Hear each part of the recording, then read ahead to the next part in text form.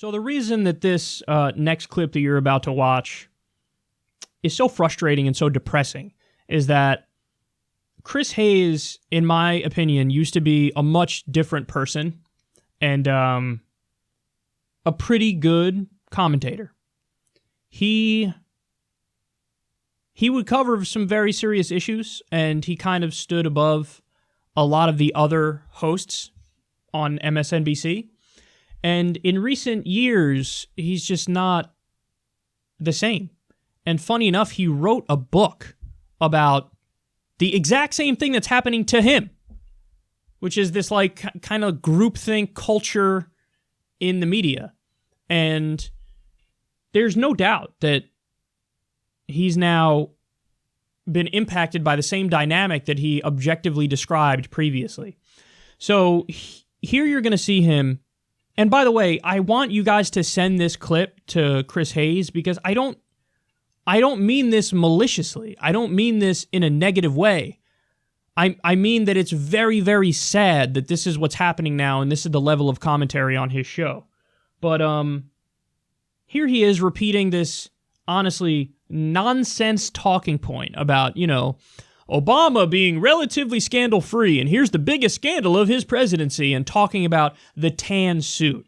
So let's watch, and then I'm going to explain why this is honestly inexcusable, unacceptable, and how Chris Hayes should do a new segment being crystal clear and going on the record and saying, you know what I said wasn't true. Here are the real scandals under Obama. And hey, maybe some of these things are the reason why the Democratic Party became unappealing to many people, and then that could have helped Trump and helped the opposition. Take a look. It is a good reminder of how relatively scandal-free his presidency was. As our friend Pete Souza reminds us today, this day, August 28th, is actually the anniversary of multiple shocking Obama-era scandals. On this day in 2010, President Obama went fly fishing and had bad form. On this day in 2012, he fist-bumped two people at once. And on this day in 2014, we saw by far the biggest scandal of the entire Obama presidency, the tan suit. The president is so nattily attired normally that I think it was shocking to a lot of people. Shocking indeed. That's thing two in 60 seconds. By the way, the segment goes on. He gives more examples of the people talking about the tan suit, and he said it there, the biggest scandal of the Obama presidency. I went and I read the comments on this YouTube video, and honestly, it's sad because he's misinforming his audience because they're saying, like, they agree with that sentiment. Yeah, this is the biggest scandal of Obama's presidency. Are you kidding me? Now, listen, I've been fair to Obama. I did a segment where I gave him a report card, and I listed, here are all the positive things Obama did, and here are all the negative things Obama did. And there's plenty of stuff in the positive section. There's certainly good things he did where we should all give credit, whether it's the Iran deal, whether it's the Cuba deal, where we kind of moved away from the insane embargo of the country. Like, there's a lot of stuff that he deserves credit for. And I'm more than willing to give credit in those areas. In his last term in office, towards the end, he kept freeing nonviolent drug offenders, pardoning and commuting sentences. Wonderful, deserves a lot of credit. But Chris, you know that that's not the biggest scandal of his presidency. You know that's a nonsense talking point of partisan hacks. You know that, so why are you repeating it? So what are some scandals? I don't know, maybe the Flint water crisis? Now, this is where Chris Hayes and many others would say, yeah, but the Republican governor was more responsible for that. You know what? Fair enough, I'll give you it. But don't tell me he bears no responsibility. He's the president of the United States of America, and that was going on, and he could have done more, and he didn't. Okay? So that's one thing. How about pushing TPP relentlessly? Even as Hillary Clinton was on the campaign trail, the Democratic candidate for president, and you have the current Democratic president pushing for TPP, which would lead to more loss of jobs, and Trump, the Republican, is out there doing his fake populist nonsense, pretending he's against all these terrible trade deals, and he's for working people.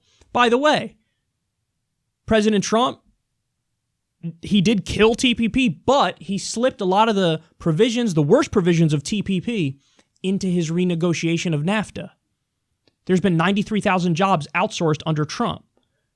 So he's not like some sort of populist pro-worker president, but The fact that the current Democratic president was pushing for another terrible trade deal as the Republican was acting like the trade deals are terrible, and that's the message that resonates in the Rust Belt where Trump won, which made him win the election, seems like a big deal to me. A Democratic president pushing for a terrible trade deal. How about the expanded NSA spying? That's a giant scandal. And you can't act like that didn't happen under Obama. He massively expanded NSA spying. How about not prosecuting torturers and war criminals in the Bush administration? Which we look forward, not backward. By that logic, nothing can be a crime ever, because every crime, by definition, happens in the past. So, protecting war criminals? That seems like a little bit of a scandal to me. How about not prosecuting any Wall Street criminals when they just did the subprime mortgage crisis and that led to the Great Recession? How about bailing out Wall Street with no strings attached? This isn't a scandal. This is a giant scandal. The only way you guarantee Wall Street is not going to do what they did is to punish them for it, is to put people in prison, the people who broke the law.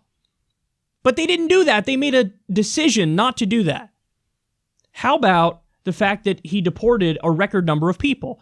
Now, the counter-argument to that is, hey man, a lot of them were criminals. Okay, fair enough. So it's not just undocumented immigrants, it's undocumented immigrants who were also criminals. Fair enough. That's not terrible, but there were also a lot of nonviolent offenders who he deported. That I'm not okay with. And there were also people who just weren't criminals. They called him the deporter-in-chief.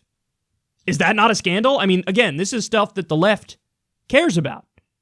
But when Obama did it, now we act like he didn't do it, and that's not a scandal. That's a giant scandal. And probably the worst scandal of all is the illegal drone strikes, expanding the drone war massively, escalating in Afghanistan, and actually killing a 16-year-old American citizen in a drone strike. And then when his administration was asked about it, the response was, well, the guy should have had a better father.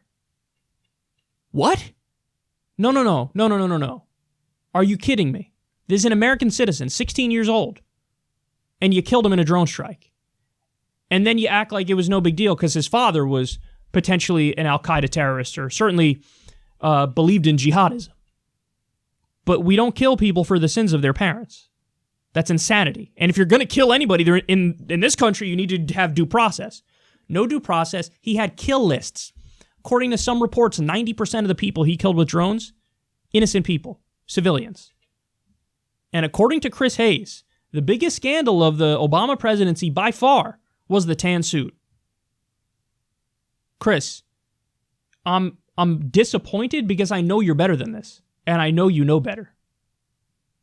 So send this segment to Chris Hayes and tell him, don't be rude about it, don't be mean about it, but just say, Chris, please watch the whole thing. Because I think he needs to do a retraction. And I think he needs to apologize. And I think he needs to say, no, here are the real serious issues under Obama. These are the real scandals.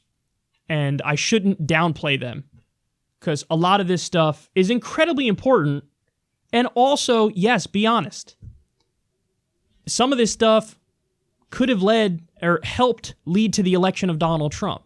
I'm not exonerating the people who voted for Donald Trump because they're bigots and they want to see bigoted policy implemented. Those people exist. We have a name for them. We call them TFGs on this show. Stands for Too Far Gones. I'm not a clown, Chris. I get it.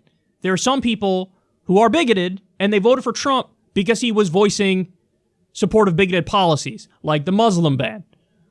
Like, saying that Mexicans are criminals and rapists. I assume some are good people. I get it. A lot of TFGs. I get it. He wants stop and frisk all over the country. And when you look at that, it's massively racially biased. I get it, Chris. But that's not the only answer in the conversation as to why Trump won. It's not just the bigotry. It's also the fake populism, the tap dance pretending like he's going to help workers. It's 70,000 votes in the Rust Belt that led to his victory. And the Democratic president was pushing for a shitty trade deal at the time when that region of the country knows NAFTA, permanent normal trade relations with China, all the trade deals screwed them, and now there's dilapidated factory towns over there. And you have a Democratic president pushing for another free trade deal, and the Republican is on the campaign trail against it. Don't tell me that some of these things didn't help Trump, because they did. And I think you know they did. And you definitely know the biggest scandal of his time in office was not the tan suit. You're better than that. Apologize, retract it, and do a segment covering the real scandals.